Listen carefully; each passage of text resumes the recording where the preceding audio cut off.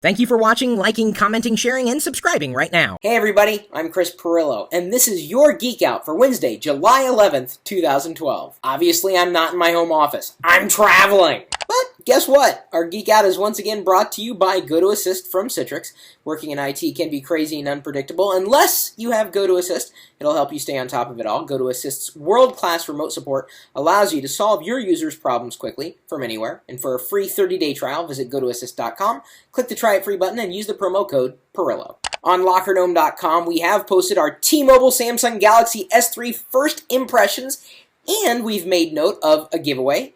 Do you want a Samsung Galaxy S3 from T-Mobile? Just click the link that we have in the video's description. They're helping make sure that you can stay geeked out. This is kind of fun to play with, I gotta admit. I'm using the tethering and mobile hotspot options. That's how I'm staying connected on the go. And it's fast on their 4G network. No joke.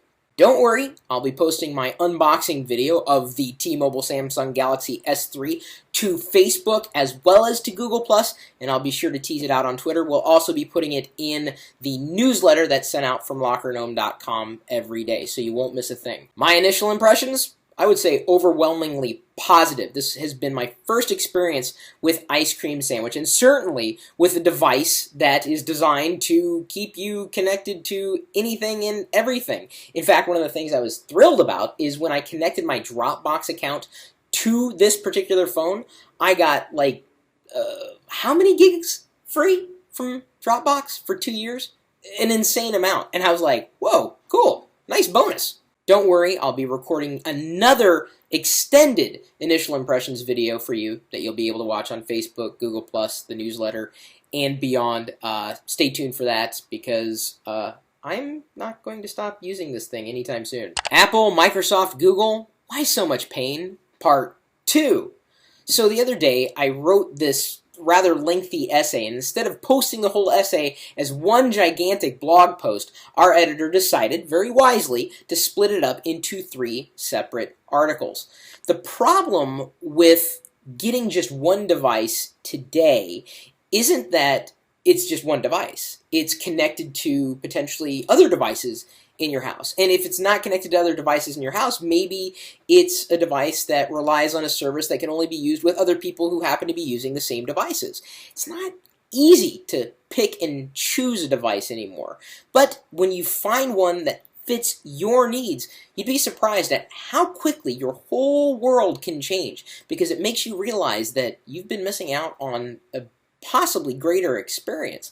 Bottom line is, don't ever stop looking. When will sci-fi become reality? Well, some would say that it's already become reality, and things we could have only dreamed of have suddenly come to fruition. I mean, you've got to get inspired from somewhere. Does art imitate life? Does life imitate art? Or does it really have to be one thing or the other? I think we're living in a world of science fiction. At least every time I visit my relatives back home, and I'm talking about my older relatives, like dramatically older relatives, they're always amazed at what you can do with these devices. This isn't so much a smartphone as much as it is a gateway to the world. Could you have imagined having something like this when you were my grandfather's age? Wait a minute. No, I mean, if you were his age, would you... this is cool stuff.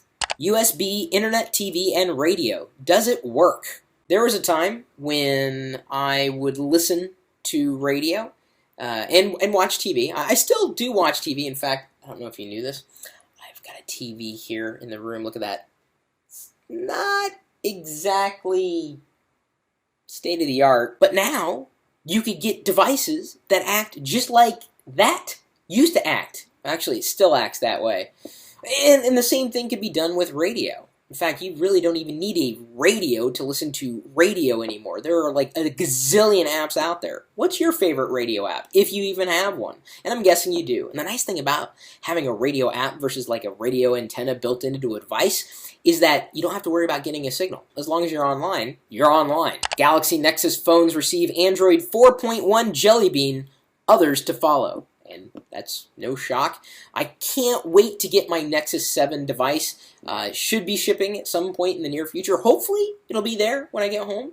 That'd be a nice thing to come home to. I mean, I'll be happy to come home to Diana as well. But I'm excited to look at Jelly Bean and how it changed what I'm now growing accustomed to, specifically with Ice Cream Sandwich. And Ice Cream Sandwich was a very solid upgrade over previous experiences that I had with Android. You might remember some of my first reviews of Android devices. They weren't exactly shining, but you look back on them now and you could see where I was explaining what I was seeing, and you would have to agree, especially in relation to Jelly Bean's performance gains and Ice Cream Sandwich's polish. Android's getting better with every passing revision, and I'm so happy to see that because, I like technology. I don't necessarily care where it comes from. I just want to use it. I know you've been jealous watching me wave around this T-Mobile Samsung Galaxy S3 all episode here, but, you can click the link there, spin to win. You can try it every day between now and the end of the month.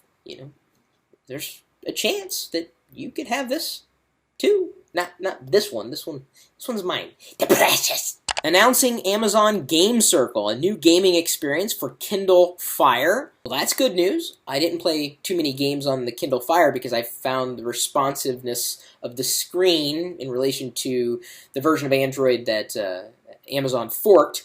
It wasn't a great experience for gaming. That is. I think the Nexus 7 will, of course, kick it up a notch, and gaming on this device, of course, keeps me happy. Happy as I ever thought I could be playing a game on a mobile device.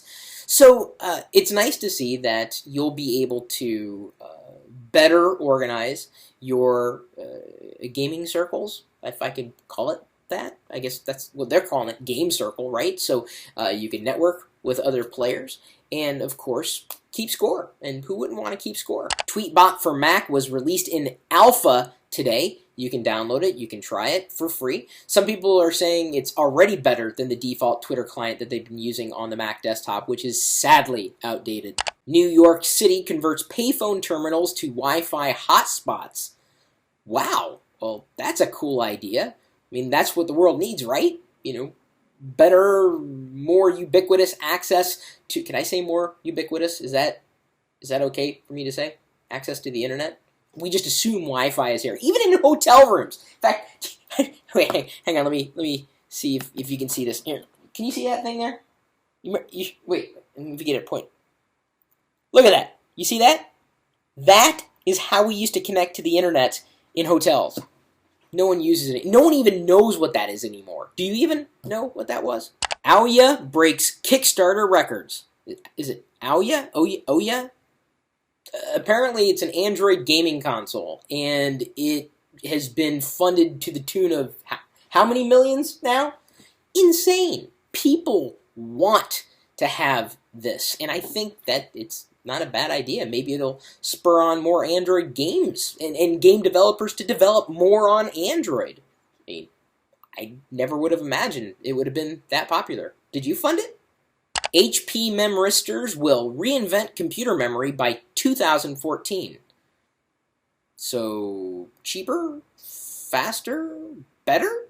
I'm in. On LockerGnome.net, ClaassenTech asks, do you still have any vinyl records? If you do, why do you keep them? I do not have any vinyl records, but I can imagine why people would keep them. Collector's items, the audio quality being better than the quality you could get from a standard CD. I don't think they're going to make a comeback, but I don't think that means that they're obsolete.